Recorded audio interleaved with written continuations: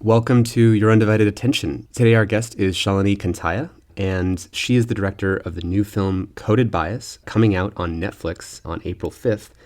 We actually originally saw Shalini's film Coded Bias at the same Sundance Film Festival that The Social Dilemma premiered at, and we're just excited to have her on to talk about her incredibly important film. Shalini, what is Coded Bias about, and what has you decide to make this film? Well, first of all, thanks so much for having me. It's such an honor to be in conversation around these issues.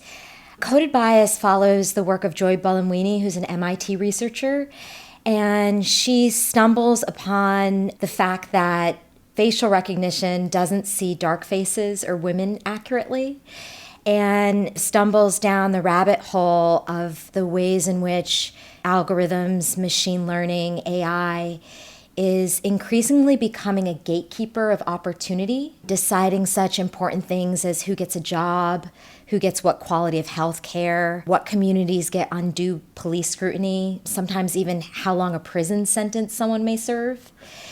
These same systems that we're trusting so implicitly have not been vetted for racial bias or for gender bias, or that they won't discriminate or have unintended consequences. And these systems are black boxes that we can't question. Oftentimes we don't even know when we've been denied an opportunity because of this kind of automated gatekeeping. And that's when I really realized that we could essentially roll back 50 years of civil rights advances in the name of these machines being neutral when they're not.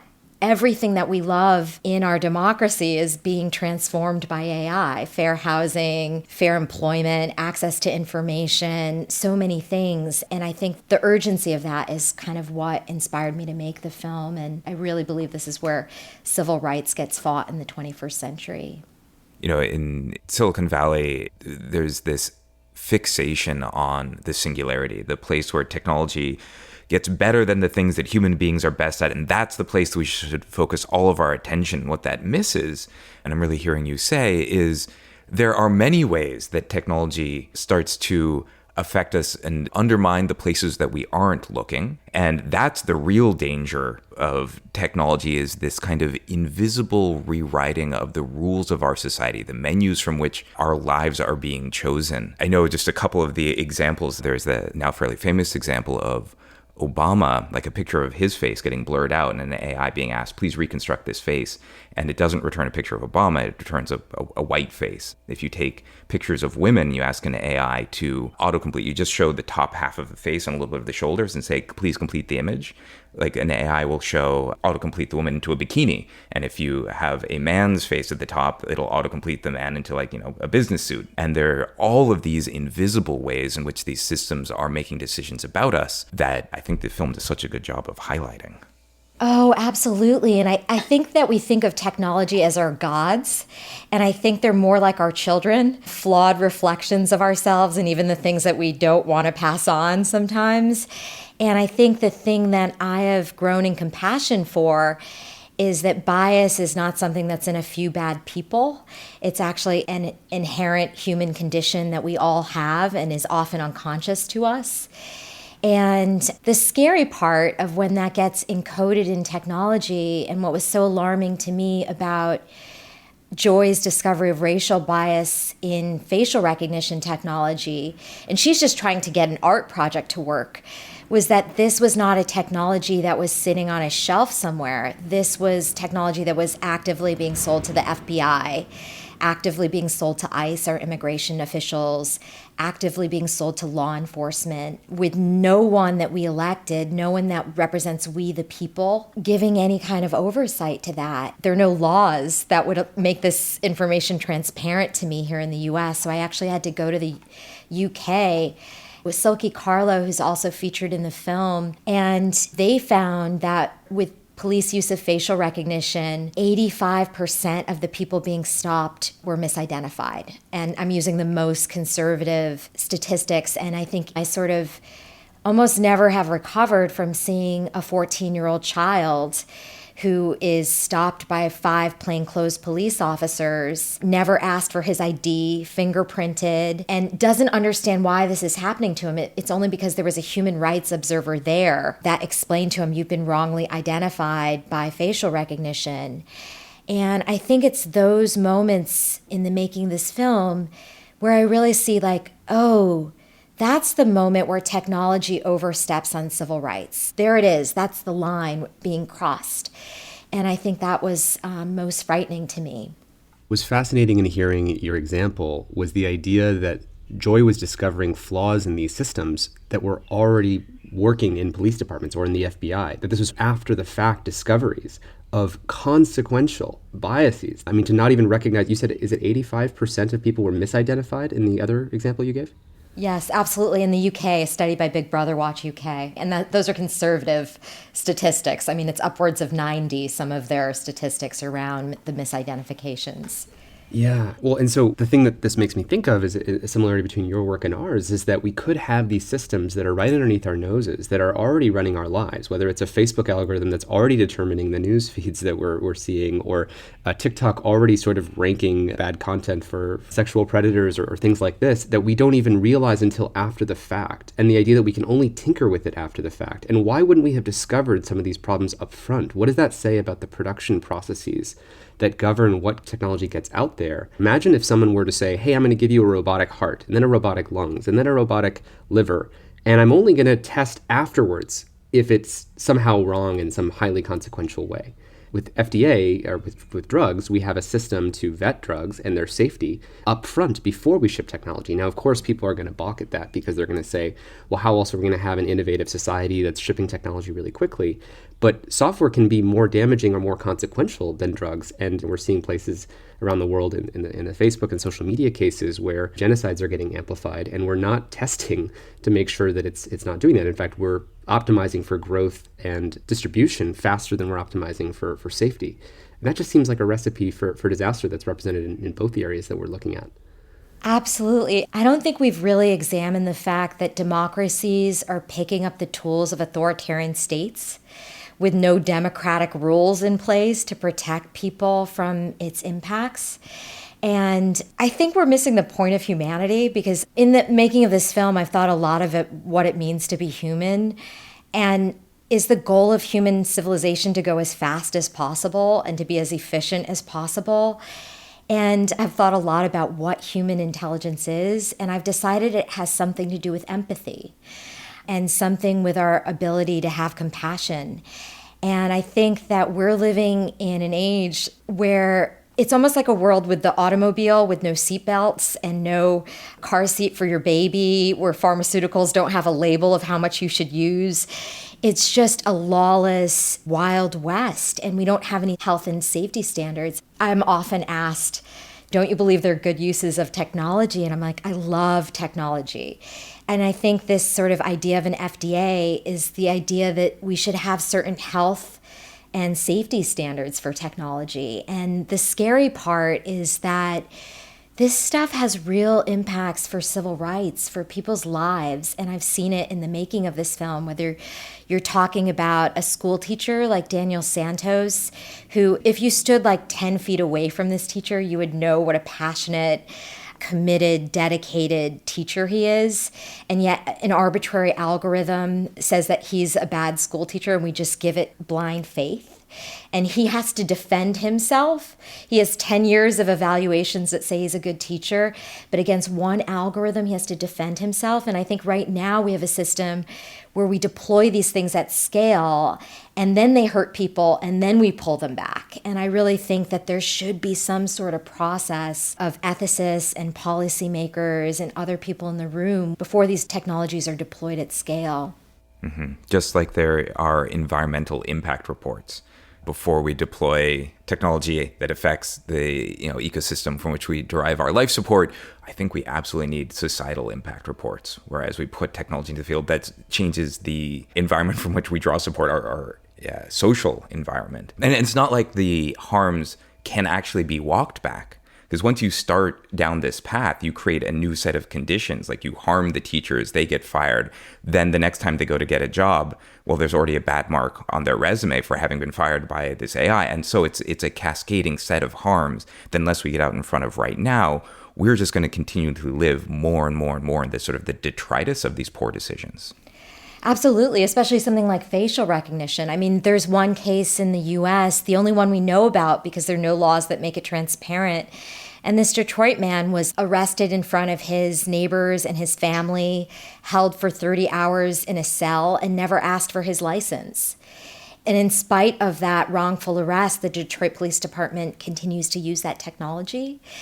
And that's the kind of stakes that we're dealing with. And it's kind of astounding to me that 3 Black women scientists, who were all graduate students at the time, somehow found bias in commercially available technologies that Amazon, IBM, and Microsoft missed. That's astounding to me. And I think that sort of speaks to what I would call an inclusion crisis in Silicon Valley. When you have less than 14% women be AI developers, I think half the genius of the room is missing. And I think oftentimes we think about inclusion as sort of like the social service announcement, the thing that's like good for the pictures. But when you're trying to control for bias as an innate human condition that we all have, and something that we have to be perpetually vigilant about when we're building technologies, having inclusive teams, and not just like racial and gender diversity, but maybe not everyone goes to Stanford. Maybe some people come from San Jose State. Maybe some people's first language isn't English. I feel like having those kinds of inclusive teams are really important. The other thing I want to say is I know that you speak to a lot of technologists, and I'm concerned that I see this pattern of independent science that highlights bias being dismissed and attacked at these companies. And I'm speaking, Joy's work was first dismissed, the firing of Dr. Timnit Gebru at Google, AI ethics certainly. And I was very heartened to see 2,500 of her coworkers do a virtual walkout and resignations that followed. But what I've seen as a recipe for how change works is that we need brave science, unencumbered by corporate interests. We need ethical scientists that can speak the truth, and a culture that encourages dissent within these companies so these voices can be heard and these technologies can be made more ethical and fair. Something happened after Coded Bias was released at Sundance that I thought was remarkable, that I never dreamed would happen, which is that IBM said that they would get out of the facial recognition game. They're not researching it. They're not deploying it. They disrupted their whole business model. Microsoft said that they won't sell it to law enforcement. And Amazon said they would put a 1-year pause on sale of facial recognition to law enforcement. We're good for like 2 more months there. But that was sea change that I never thought was possible. And I think that happened because of these brave scientists and Coded Bias, because of science communication, the public understanding, because I think AI literacy, I can't underestimate how important that is to the public. But I also think it was because engaged people acted on that science, and we had the largest movement for civil rights and equality that we've seen in 50 years, and people making those connections between racially biased invasive surveillance technology in the hands of police and the communities that are hurt and brutalized the most and have the most to lose. And I think that the more that we can encourage brave science, science communication, and activism based on science, I think that we have a moonshot moment to call for greater ethics in these technologies that will define the future. I'm curious, what kinds of pushback do you get against the film when you screen it at big tech companies or elsewhere? I think the most common thing is that that'll somehow kill innovation. And I think that's actually the opposite. I think that when you change the business model and you create health and safety standards, it unleashes a new type of innovation. And I wonder sometimes what it would mean to design technology not for efficiency, but around the inherent value of every human being, if that's even possible. And that could mean that we need a slower approach to technology. And I know that's not what technologists want to hear, but I think often, too, that when I talk about bias in artificial intelligence, especially to technologists, there's often this impetus to say, it was just the data set. It was just garbage in, garbage out. We'll just fix the data set and then everything will be fine. And I think that I really want to resist that, because it's not about building the perfect algorithm. It's about building a more humane society and changing our entire way of what the technology is doing and trying to make it in service of our humanity, instead of us being, for better words, like enslaved by our technology to its clickbait and to its bells and whistles. And I think that there's a whole different way that these systems can work that we haven't even begun to explore. I don't think here in the US we even know what AI for public good could look like. You're speaking our language on so many levels. I completely agree. I mean, there's certainly, I want to make sure we credit, there's a lot of people who I think who've been working on public interest technology for a while, but I do think there's an imagination gap. And one of the things you talked about earlier is, in part, this is due to an inclusion crisis, that the other minds, the other possibilities are not present. And could you speak to who some of those people are? And you feature many of them in your film. When I was talking with Sophia Moja-Noble, author of Algorithms of Oppression, she basically talked to me about a whole different way the internet could work as an artistic tool. And maybe there could be some transparency around it, and how you could maybe see the funding backers, that there might be a way that you could select, okay, I want news sources here that are from vetted resources. Maybe over here you are on the commercial sort of section of the internet. And she talked about the ways in which that process might be more transparent to us. I think Zeynep Tufekci is one of the smartest people I've spoken to, and she's just brilliant about talking about how we just love the internet. We just hate the invasive surveillance of it. And is there a way where we can have some data rights and bringing that balance of power? Coded Bias centers the voices of women and people of color, because I think this is a community of untapped genius within tech to change tech. I think there are 7 or 8 PhDs in the film, all incredibly astute data scientists and mathematicians. But they were also women, people of color, LGBTQ, religious minorities. They had some identity that was not centered. And I think because they had that view from the margins, they could shine a light on bias and technologies that Silicon Valley missed. And I think that that's really important, that we need each other to shine a light on into each other's biases, particularly when you're developing technologies that you're deploying on the world. I know there's a lot of conscientious, well-meaning, brilliant people who work within these technology companies. And it's just my hope that they will obey their sense of true north, their own moral compass, that when they're in rooms where they feel that something isn't right, that they'll actually speak up in spite of what may happen, to have that sort of bravery. And it's also my hope that when you hear someone like Dr. Timnit Gebru at Google speaking out, that people will make space to listen. We need people like Joy Buolamwini and Cathy O'Neil and Timnit Gebru in the rooms where these decisions are made.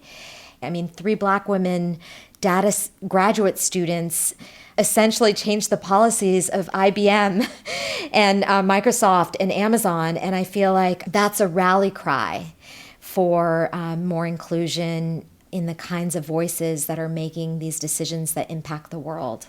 And I actually have been shocked that tech companies have been so receptive to the film. I was lucky, as Tristan said, to screen at Sundance, where we actually had the rare opportunity to see the film with an audience. And someone who worked at Google came up to me afterwards and said, "We've been having this conversation with ourselves, and you made a conversation we can have together."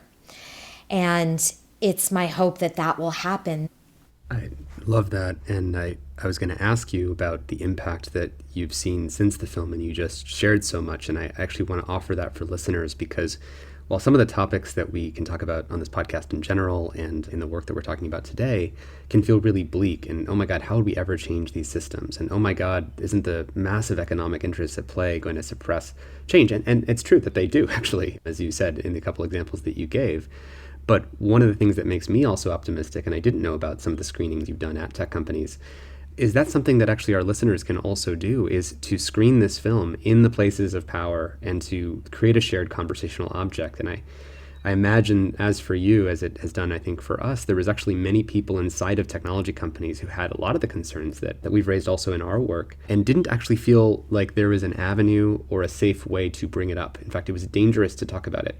And one of the interesting things that a film can do, it seems to me, is to broker space for that missing conversation. And so I'm just so excited and hopeful hearing you talk about that, because it makes me think films really can make this difference. This is not just to create an hour-and-a-half experience and then people go back to their day jobs and nice thing, but really, really change. Absolutely. The making of Coded Bias itself, and I think why I make documentaries, is that it really reminds me that everyday people can make a difference and that not all superheroes wear capes.